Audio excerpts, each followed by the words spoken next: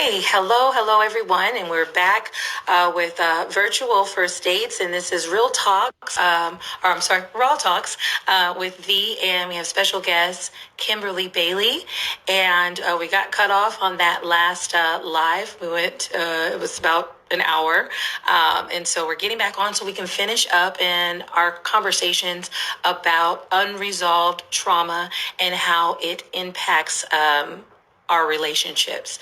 And so I wanted to go ahead and get back on here. All right. See, everyone's coming back over. I am going to send you an invitation, Kimberly. Let's see.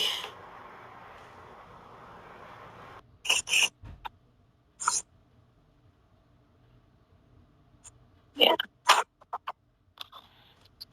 Okay. All right. Yeah, we weren't checking that time. I'm like, 15 seconds. And then it started going. So, yes. Okay. So, where we left off, we were talking about the coping mechanisms and triggers and things like that. And so, we're going to go into what your thoughts are on racism.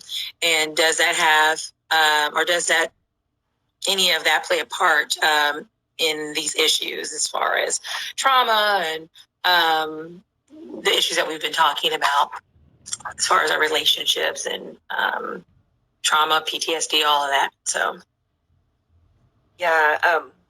So for me, I always look at things with like an intersectionality lens. I tend to kind of approach all of my mental health stuff, right, through an intersectionality lens, and like through understanding how race plays a part in everything. And right now, so if you're entering a relationship now, or if you are thinking about it, life is different right now, right? We went through COVID-19. We're still kind of going, sorry, I had something flying over my face. We're still kind of going through COVID-19 right now. And then the racial stuff going on, the tensions with the Black Lives Matter movement. And then personally, for right now, I'm going through, or I am dealing with a lot of military sexual trauma stuff right now, currently with a lot of the news coverage and the activism, I guess, work that I'm doing with the female veteran population that I serve or that I support.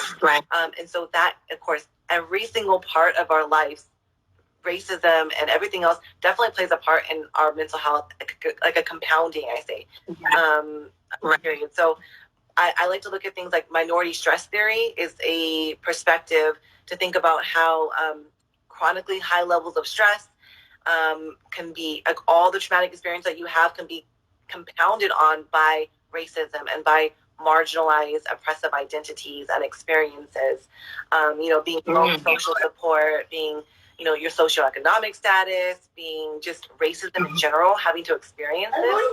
Are you guys swimming yet? Sorry, wait. Can you go downstairs for a second, please? Thank you. I'll be down there in a moment. Okay, go downstairs. Thanks. Sorry. Like, Mom, cut it out. It's time for us to, have fun and swim. Right? So just to make it a quick response, I do definitely think that race does play a part in every single part of our mental health and our well-being. All the kids found me. This is my closet. Thanks.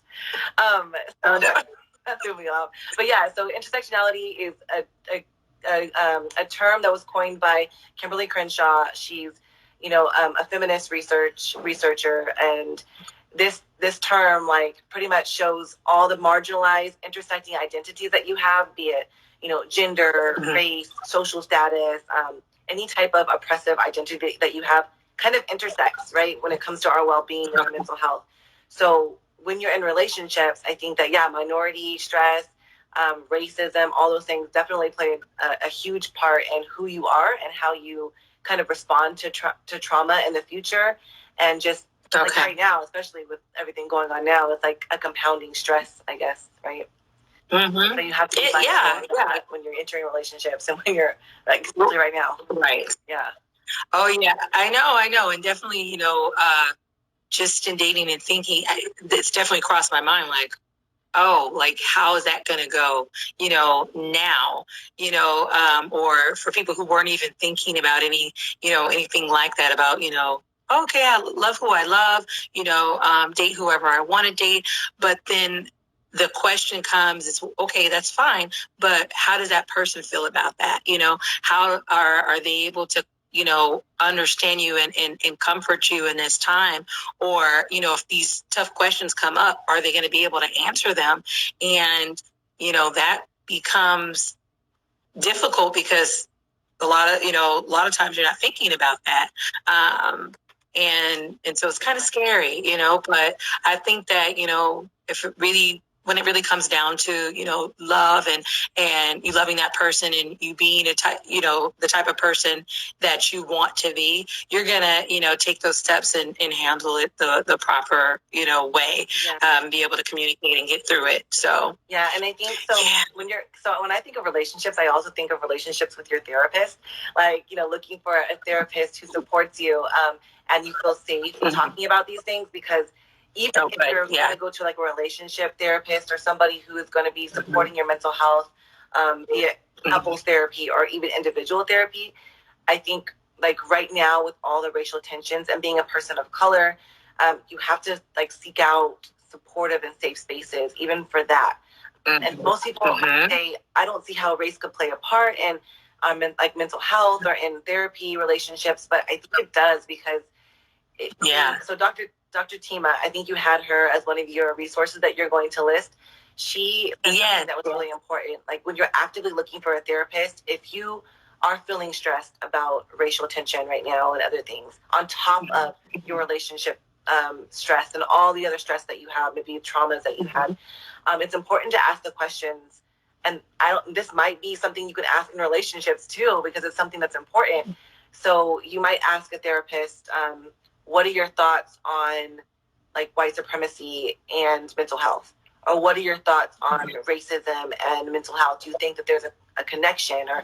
Or even just like asking them questions about what they think about the racial tension currently or whatever. And the answer that they give you is going to help you decide whether or not that person is a safe space for you, or whether or not a therapist is going to be a safe space for you wherever you are in that that journey. Right. So those are something that's important to think about too when it comes to, I guess, race and current situations. Yeah, I mean that's very true. I wasn't really, I know we spoke about that, but before then I wasn't really thinking about that. You're just thinking like, okay, are they qualified? And there's a few different things that are going to make them qualified. Especially with you. I think it helps when you when you know yourself. Maybe you don't have it all figured out, but you know yourself enough to know like, yeah, this is going to rub me the wrong way. And I'm going to be closed off and not be able to do the work, with this person. And so I need someone that's going to push me, but still it is a safe space. And I harp on that because I learned that much later, like probably like last year, I had a conversation about safe spaces and I was like, like, well, that is important. And what does that look like? And, do I have one, or two, or, because that makes a difference on how how comfortable you feel in being yourself. Absolutely. And so you should have safe spaces, especially your mental health support. You should be able to speak about white supremacy, or if whatever your views are on that, on racism or on any of those things. And you should be able to find a safe place to, if you have concerns about your life or about your relationships, if you don't feel comfortable, like say you're in an racial relationship, if you don't feel comfortable going to that person, you should find safe spaces that you can speak about this stuff without fear of judgment, so because you deserve to have safe spaces to talk about that stuff. And so I think that's important. And also, what was I going to say? I had like a thought, but the kids threw me off when they came running here, and like I'm all discombobulated, but no, it's okay. It's okay.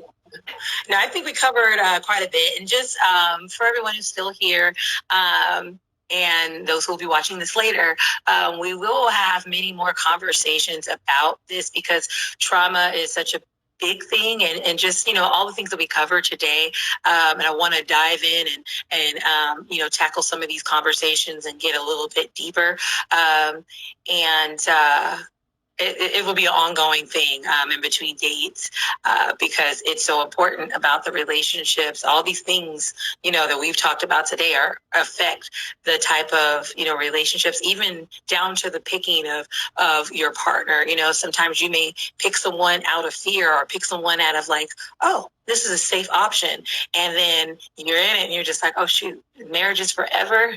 I'm stuck with this person. I didn't think this thing through. Like, I didn't fully find myself, and now I'm in this marriage. Like, how is that going to work? And so that's why this is so important, because we don't want, only want people to find love and to be in a healthy relationship, but to stay in one, be able to get married and stay married, and like so many married people will tell us, and you can probably, even vouch, that you hear all the time, marriage is work, and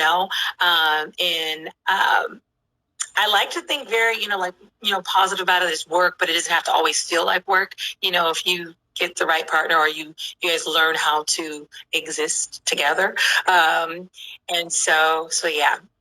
So yeah, for sure. Let's see. Do we want to talk about good exercises, and then we can kind of go into the resources for people who are watching, good resources of who contact our support line and things like that. Well, so even with the last video that we had, I think we went over a lot of exercises that would be good in situations. Like you mentioned journaling. I think safe spaces are really important to have.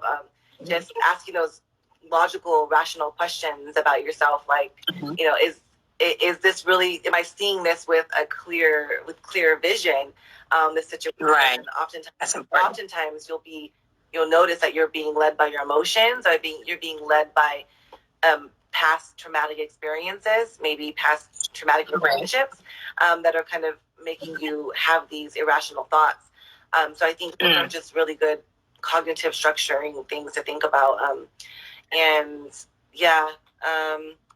recognizing, I think, in your body, like I know a lot of the work that I did with some of the youth that I worked with, just recognizing how the tension is manifesting in your body. Like personally, I get it in my shoulders and my neck and my jaw. I my jaw when I get really upset. And I grind my teeth. I'm a teeth grinder, so I grind. So I can feel it in my jaw and in my neck. And when you start feeling that toxic stress, have like a toxic relationship, and you're always like tense or always stressed out, it can really manifest in your body. So you can start having like chronic illnesses and pain and things like that, on top of just the mental health portion of it. So I think recognizing where the tension comes from and learning how to maybe, like, so I do like mindfulness or like progressive muscle relaxation. When you're taking a mindful moment to just maybe take deep breaths or even cleansing breaths. Like, what I mean by cleansing breaths, if you like just breathe in and then like if you actually make yourself sound like you're exhaling, this part will automatically relax. So if you do that a couple of times where you're actually like making it sound as like a cleansing breath, if you do that, then you automatically release the tension from your neck and your shoulders.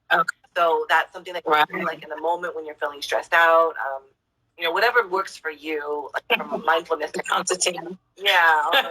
The count to 10. And then also too, meditation. I mean, some people are into it, some people aren't. Yeah, it does. It helps a lot because, like you were stating, I know for me, when I would get really stressed, I would carry it, and not even realize I was doing it, but it'd be, in the back, in my back, and my shoulders, but, or, like that shoulder blade area. And I'd be like, there'd be these knots, and I go to get a massage, and they're like, ooh, you really stressed out. I'm like, yeah, I guess so. And so, but I think just knowing that you deserve it, you deserve to be happy. No matter what trauma you've experienced, no matter how extensive, even if it was like, unfortunate sexual abuse when you're a child, or even if you had experienced some really traumatic childhood experiences, you deserve to heal. You deserve to have a relationship that wants you to heal too. You know what I'm saying? Like you deserve to have somebody actively on that healing journey with you. But you sometimes you do need to do some of that work on your own before you jump into a relationship, because that person, the other person might not know how to handle that healing journey. Exactly. You really have to protect yourself and also just actively engage in that healing journey prior to getting in a relationship, if you can, if that's possible. If you're already in a relationship, then you just really need to be on the same page when it comes to healing. But you deserve it. So you need to actually internalize those feelings instead of the negative core beliefs that we were talking about earlier. Yeah.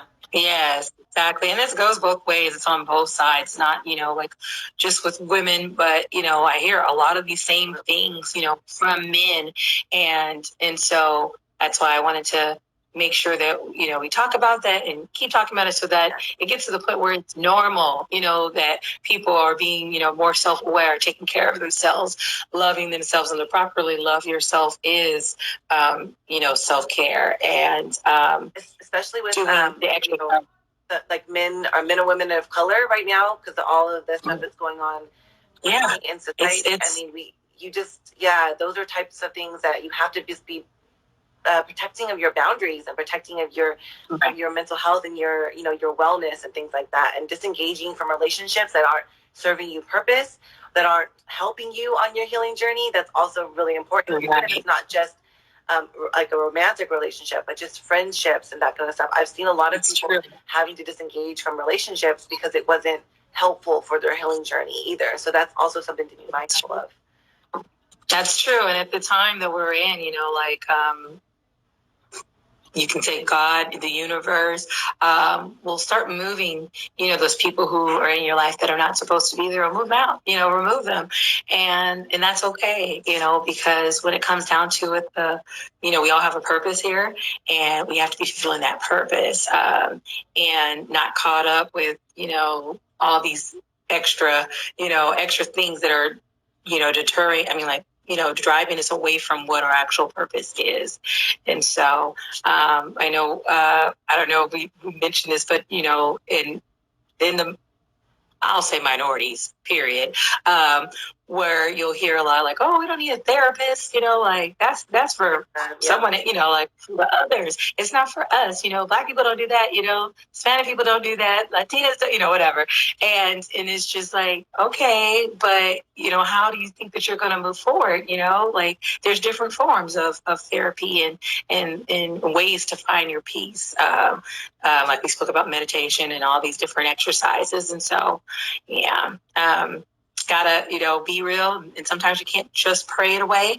Prayer is powerful. But we also need to be honest, and just do the work, figure out what the work is, understand, I guess first, understand that there is some things that, you're still healing from or working through, and then developing a plan of, okay, how are we going to get there? And use all your resources. Yeah, and why not? You can never have too many. Yeah, okay, like you said, there's a lot of stigma, especially in the communities of color, seeking therapy and seeking support. But therapists, like we don't. It's not all about just interventions and like active, cognitive behavioral therapy and stuff. Sometimes you can go just to seek a safe space to talk. There's talk therapy and things like that. So you can find a safe space just to talk. That's someone who's like, are not biased, right? Doesn't have a say in your personal life or isn't a family member, just to speak about some of these issues that you're experiencing. And that's also something that's very helpful. Or if you need to problem solve, they're there to do that too. There's all kinds of therapy and supportive services for that, yeah. That's good. That's good stuff. I really enjoyed this. Yes, we went over a lot of great information. I'm so happy and appreciate you being here, coming on and diving into this with me.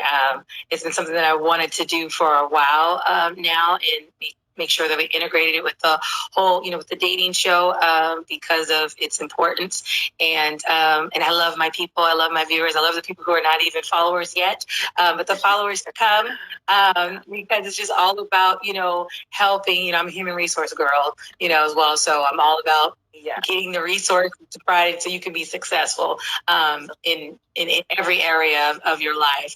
So let's. I have a couple of IG accounts of people, therapists that have a lot of good information on their account that you can learn from just the slides. They're very helpful and bring a lot of awareness to whatever it is that you may have going on at the time, and that you can relate to, and that can, be helpful. So, and then I'll need that hotline too. So we'll go over that. But the first one is Dr. Thema, and that's I'm going to post this too later.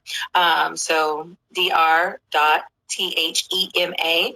And then the next one is Urim Recovery. And so that's U as an umbrella, RIM as in Mike, and then RE as an echo, COVERY.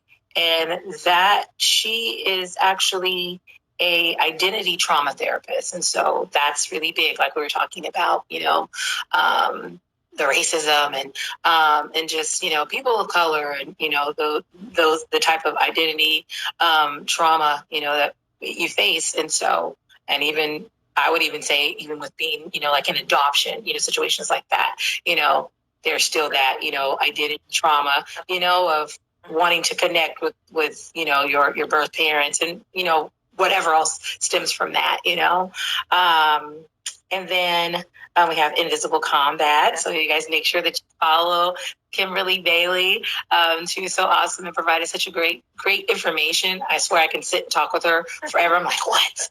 What else is in your head, girl? Yeah. You got so much good stuff, and experience. I'm like, oh, I need to talk to you all the time. And then there's another page that you referred. It's Decolonizing Therapy. So it's just Decolonizing Therapy, and Trauma-Aware Care. So all of those pages have a lot of good information, and they are a resource as well. If you're able to get to a place where you're comfortable to reach out and check out the resources that they have and the actual therapies that they provide.